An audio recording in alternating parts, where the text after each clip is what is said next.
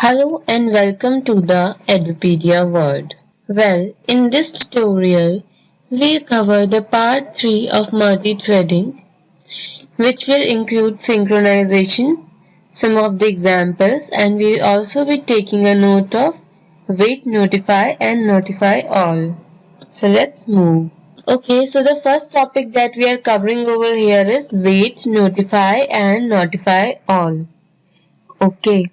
So, wait, notify and notify all must be called from within a synchronized context.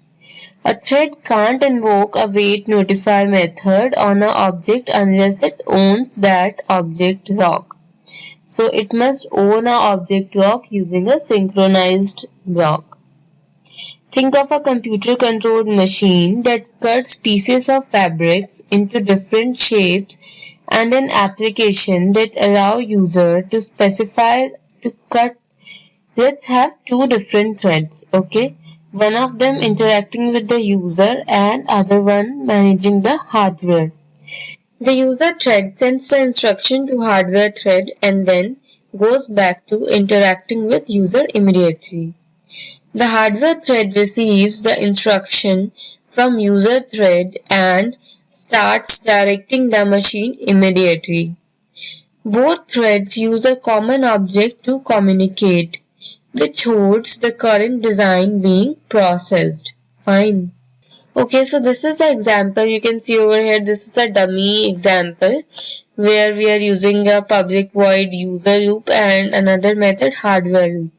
In user loop, this method is used to interact with the user, so it's doing certain things like get shape from user, calculate machine steps from shape, and modify the common object with new machine steps. After that is done, the hardware loop is there that should get steps from common object and send steps to hardware. Fine. The problem now is to get the hardware thread to process the machine steps as soon as they are available. So as soon as user loop make the machine steps available, the hardware loop should run. Also, the user thread should not modify them until they all have been sent to hardware. Fine. So user thread should not modify them until and unless they are sent back to the hardware. The solution for this is to use wait and notify and also to synchronize some of the code. Now let's see how we'll be doing that. Okay. The same way that every object has a lock, every object can have list of threads that are waiting for a signal from the object. A threads get on this waiting list by executing the wait method on target object. So remember that wait method is always, to run on a target object. So it always has to be on a particular object. So wait method basically allows all the threads that are waiting for that object to, receive that object. It allows all the thread to, wait in a particular list or wait for a signal from the object. So as soon as the object is free, it will give signal. How does that happen? From that moment, it doesn't execute any further instruction until notify methods of target object is called. So the signal is given by the notify method. As soon as notify method get called, the threads that are waiting for that object get that signal and can take the lock. Okay, if many threads are waiting on the same object, only one will be chosen to proceed with this execution. So if many threads are waiting, so we can do notify all to notify each one of them and one of them will be chosen as per the scheduler. Okay, if there are no threads waiting, then no particular action is taken. So this is how notify and wait works. So this is the example you can see over here. We are having a class thread A and then we are having a main method. Inside the main method, we are having thread B, created the object of thread B class, and then we are starting that thread by calling B.start. Then we are having a synchronized block where we are synchronizing this object B. Okay, so once we have taken a lock of object B, then you see we are simply printing, waiting for B to complete and calling B.wait. Okay, so you see we are calling B.wait. So that means the thread A, which will be start its execution as soon as it reaches the main method. So it will keep on executing, and you see that the main thread A could execute whole of its whatever it's written in the thread class, but we want that before thread A should complete its execution, we want thread B to completely run, and when it's done its work it should notify the thread A. So this is what we are doing over here when we call v.wait. So that means current thread, that is thread A, will be waiting for B to complete or B to notify it. Okay. So now the thread A has stopped its execution and it's waiting for B to notify it. So B will start executing, and you can see in the synchronized block, like in the run method of the class thread B, there is a run method, and in run method we are having a synchronized block. So we are synchronizing this. This means the current object. So we are synchronizing the current object, and then outside the for loop, once the for loop gets finished, once we have calculated the total of 1 to 99, and then we are doing notify. So the notify will notify thread A, which was waiting for thread object to get a lock on object B and waiting for this its thread to complete, and once that is done, A can continue running from there. Okay. So this is a use of wait and notify, to ask one thread to wait for another to get complete, and then other will notify it. So it's not necessary that it should complete, but as soon as it gives a signal of notify, the thread that is waiting for its object can continue try to fetch that object. Okay. So now it's not compulsory, like if one thread try to fetch the object, that doesn't mean that it will surely get that object. It's all dependent on the scheduler, but yeah, it is available for thread A to be fetched. That's what wait and notify guarantees. Okay guys, that was about wait and notify. Now let's see what synchronizing the code means. Well, thread A will access the object 2 only. Thread B will access object 1 and then object 2. So you see we are having two objects. One is object 1 and one is object 2. And this is the timeline, and we have two threads A and B. So you see firstly thread A is accessing the object 2. Then thread B is accessing the object 1. Then thread A is still again at this particular time also thread A is still accessing the object 2. Then thread B is also still accessing the object 1. And then thread A is again keep on accessing the object 2. But then thread B also started accessing the object 2 at this particular time. So you see thread B will access object 1 and then object 2. Okay. So have you heard about a problem called race condition? So if not, then race condition is something where multiple threads can access the same resource, typically a object instance variable, and can produce corrupted data if one thread races in too quickly before an operation should be atomic has completed.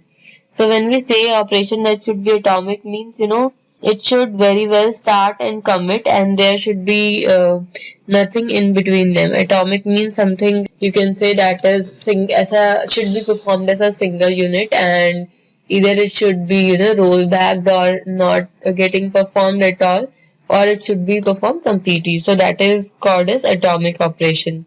So race condition is something where multiple thread tries to access the same resource, but they can lead to a corrupted data. How? In case if there is one thread that runs too fast, and before a atomic operation should complete, it starts executing, so that should make your data corrupted. Okay, so that's why we need synchronization in code, so that our data remains safe and concurrent execution can happen safely. Now, how to protect your data from race condition? Okay, so you must do two things. One is make the variables as private. So if you make the variables as private, that means no object can directly access your variables and can make them corrupt. Another is synchronizing the codes that modify your variable. So whenever you are modifying that variable, you should synchronize that code.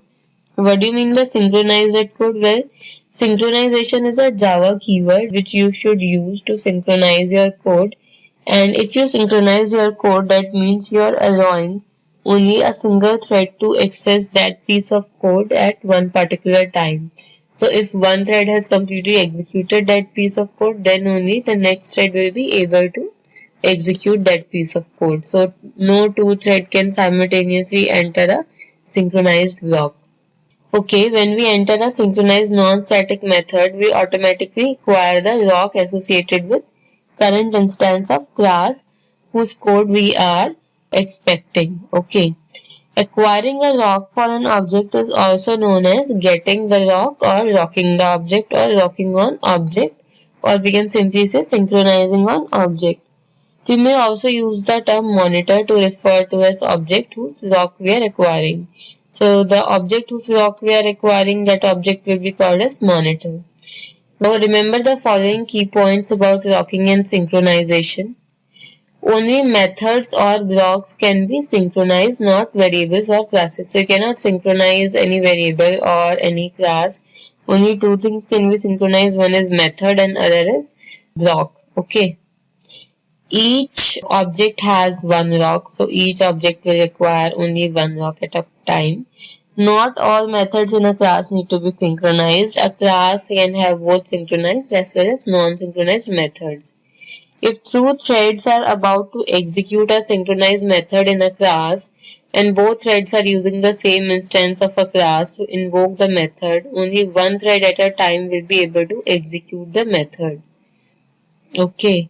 The other thread will need to wait until the first one finishes its method.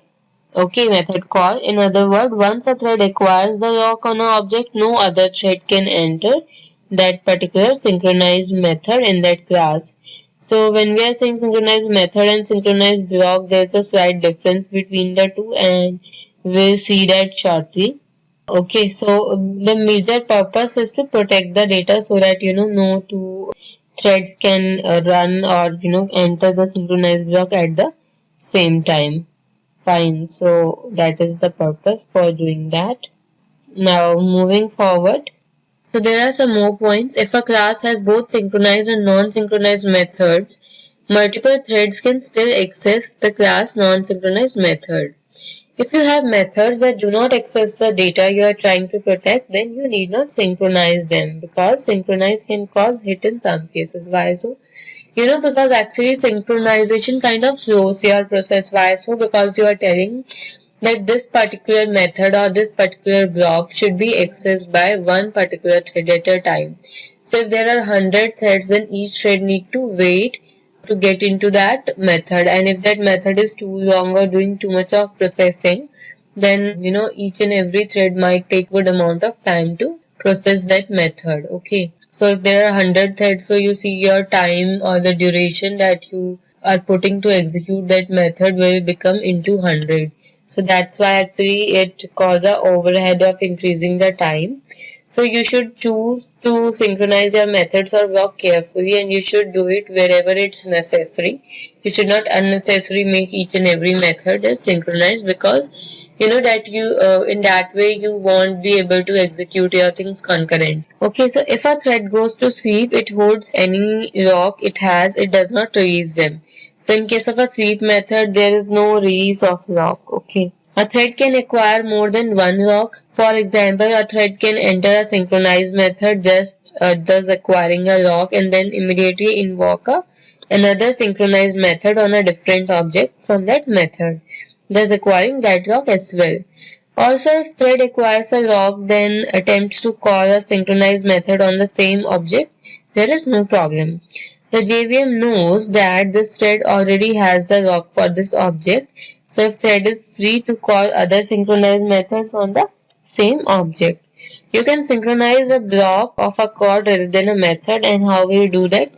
Let's see that. So this is an example of synchronized block. So you can see we are having a class sync test, and then we are having a method public void do stuff. Then we are printing something, and we are printing not synchronize this. Okay.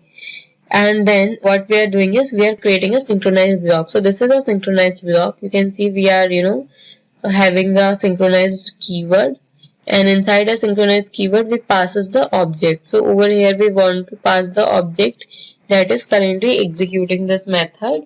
So we'll pass this, that is the current object will be passed to synchronize, and then we are printing synchronize. So, inside these brackets of synchronized, only one thread will be able to access the statement inside the synchronized block at a time. But before the synchronized block, there can be multiple threads that can execute this statement without any restriction. But after the synchronized block has started, one thread at a time is the restriction. So whatever important stuff you have to write, you can write inside the synchronization block. So this was about a synchronized block. So you can create this synchronized block anywhere inside a method. And then we are having a synchronized method. So you see over here we are having public static synchronized int get count. So get count is a synchronized method and it is returning the count variable. Then you are having another method which is a normal method which is public static int get count. And we are kind of doing the same thing that this synchronized method is doing below using a synchronized block. So you can see instead of using a synchronized method over here we are using a synchronized block. So we are doing synchronize, then myClass.class is the object that we are locking, and then return count.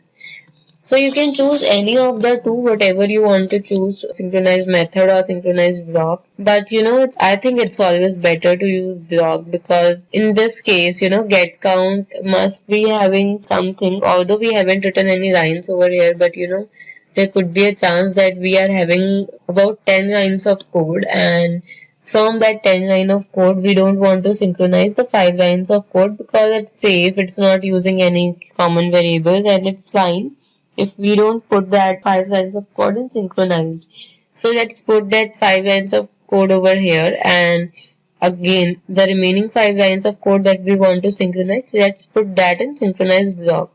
So in that way, you are free to choose those particular important lines that you want to synchronize. You can put them in a synchronized block, and remaining lines of code where you do not have to have a synchronized thing, you can put outside it.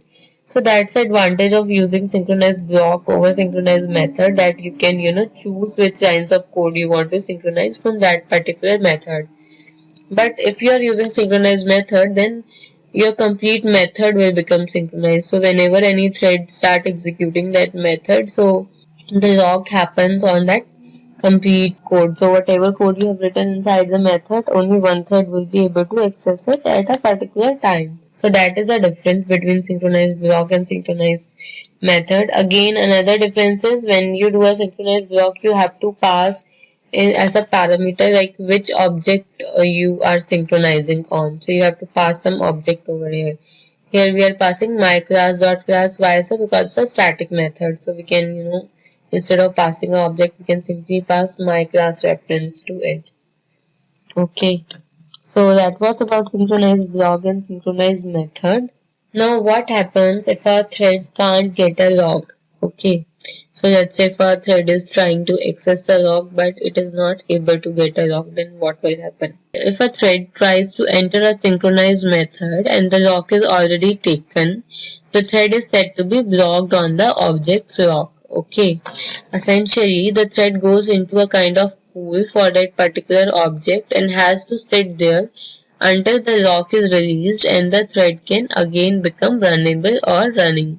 So it's something kind of a queue. Now you have came to a office, let's say, to access a ATM machine. Just consider ATM machine as an object, and only one person can enter the door of a ATM machine, a room where ATM machine is placed at a time.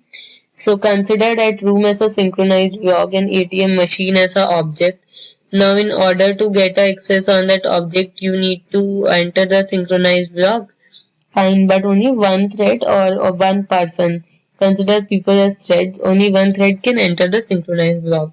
So what will happen if you are not able to get the lock? Well, you kind of enter into a pool. That means you form a queue waiting for your turn to come to be able to access the ATM machine. Okay. So in the same way, threads goes into a pool where they keep on waiting and sit idle until the lock is released, until the lock is available for them, and the thread can again become runnable and running. So it kind of goes into a pause state for that particular time. So this is what happens when a thread cannot get a lock at that particular time. So it just goes into a pool. Okay, just because a lock is released doesn't mean any particular thread will get it. Suppose if there are 10 people, it doesn't mean that, any of the 10 people would get it, or it even if doesn't mean like, although in ATM machine, if there is a person who came before, we get a chance to get a ATM machine, and the person who gets into the machine or is in the queue later on will get later on. But in case of a thread, it's not compulsory. It's all dependent on the scheduler. It might want, to schedule the association on basis of priority or on the basis of first come first serve or on any other logic. So that depends upon the JVM scheduler. But yeah, that surely means that now lock is released, so any of the thread will able to get it depending upon who the scheduler choose to. Okay, so there might be 3 threads waiting on a single lock, for example, and there is no guarantee that thread has waited for. The thread who has waited longest will get the lock first, so there is no guarantee of that.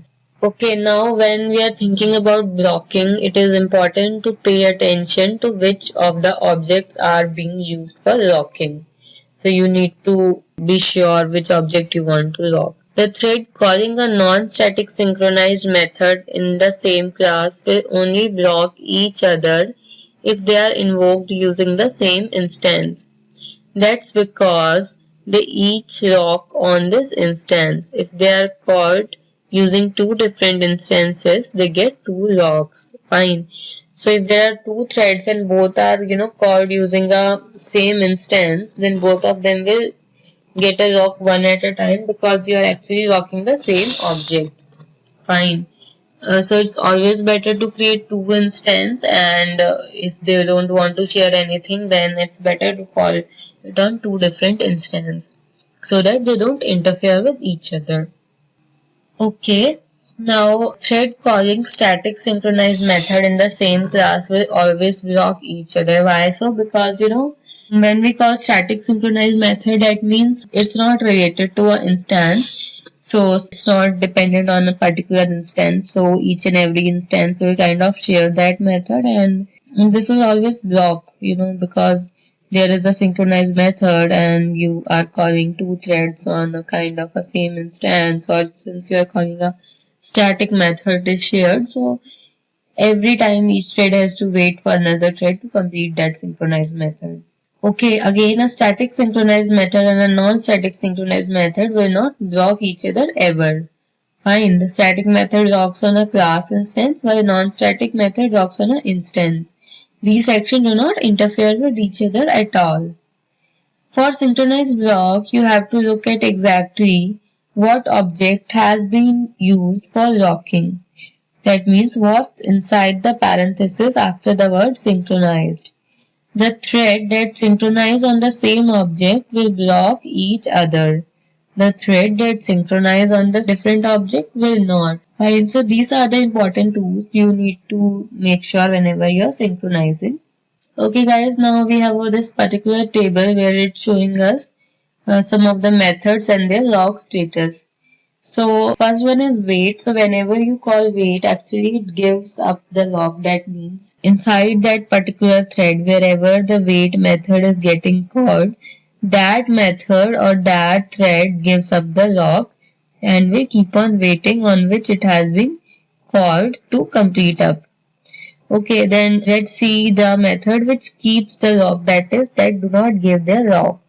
So notify do not give their lock. So whenever you do notify, although the thread will probably exit the synchronized call shortly after this call, thus give up its lock shortly but not immediately. Fine, then we have join. Also join method keeps the lock. If you are calling a join method on a particular thread, then it will wait for other thread to complete and will join at the end of its execution. But then it will keep the lock, it's not giving away its lock. Similarly, sleep and yield also keeps the lock. They don't give away the lock. Fine. Then we have class defining the method. So their classes will be for notify we are having java.run.object. Similarly for wait and notify all, and for join, sleep and yield we are having thread class. The thread class include these methods. Fine. Okay, now we'll see what is deadlock. Well, deadlock occurs when two threads are blocked with each other, waiting for the other's lock. Neither can run until the other thread gives up its lock. So they'll sit there forever. This can happen. Let's consider an example. When a thread A hits a synchronized block and acquire a lock on B. Okay. Then enters another method still within the synchronized block and having a lock. Okay. The another method is also synchronized. Okay. But thread A can't get the lock to enter this synchronized code, that is block C. Why? Because another thread D has lock already. So there is another thread D which is already taking a lock, and thread A keeps on waiting to get into the synchronized code from a synchronized method to block C. Okay. So if thread A goes off to the waiting for the C lock pool, hoping that thread D will hurry up and release the lock. But thread A will wait there very long time. Why? Because the thread D picked up the lock C and then entered a method synchronized on lock B. So you see over here we are having two threads, that is A and D. A is into a synchronized method, and then D is also into a synchronized method. The synchronized method A is into is acquired a lock on B, and D has acquired a lock on C. Now from within that synchronized block, the A is waiting to get the lock onto C, and D is waiting to get the lock into B. So in this case, neither A will release the lock, neither D will release the lock. Both of them will keep on waiting for each others to release their lock so that they can have it. So this is a case where deadlock happens. Obviously, thread D can't get the lock on block B because thread A has it, and thread A won't release it until thread D releases the lock on C. But thread D won't release the lock C until after it can get the lock B and continue. And they'll keep on sitting waiting for each other forever. So this is called deadlock since they both are locked in a dead state and can't able to run themselves. So this is an example of deadlock. Over here you can see we are having a class deadlock risk, and then we are having inner class. So we'll see what's inner class in detail, but over here you can consider inner class is something a class within a class. Okay. So there's an inner class resource. Inside this resource class we are having int value. After that we have created two objects of the class resource. One is resource A and other is resource B. Okay, and after that we are having int read method inside the deadlock risk. So inside this read method we are obtaining a lock on resource A using a synchronized block. And inside that we are trying to again get a lock on resource B in its synchronized block, and then we are returning something. Fine. Then we are having a write method. Inside a write method we are gaining a lock on synchronized B, and then we are inside that we are trying to gain a lock on synchronized A. So you see whenever there is a thread which start accessing the read method and simultaneously let's say there is another thread which starts executing the write method. Now the first thread has gone into the synchronized by locking the resource A, and then at the same time it's trying to lock the resource B, and simultaneously at exactly same time the resource B has been acquired the thread which is executing the write method. Okay, and it is also trying to access the resource A. Okay, so you see over here that the first thread is trying to access the resource B while keeping a lock on resource A, and the second thread is trying to access the resource A while keeping a lock on resource B. So both of them keep on waiting for each other to release the lock, but none of them will ever release a lock like this, and it will be in a hanged state. Okay. Now assume that read is started by one thread and then write is started by another. If there are two different threads, they may read and write independently. There is a risk of deadlock at line 8 or 16. 8 or 16 would be where we are trying to have a lock unsynchronized. resource B, and 16 would be this one. Well guys, thank you so much for attending this tutorial. Let's meet in the next tutorial where we'll see more things about concurrency control in Java.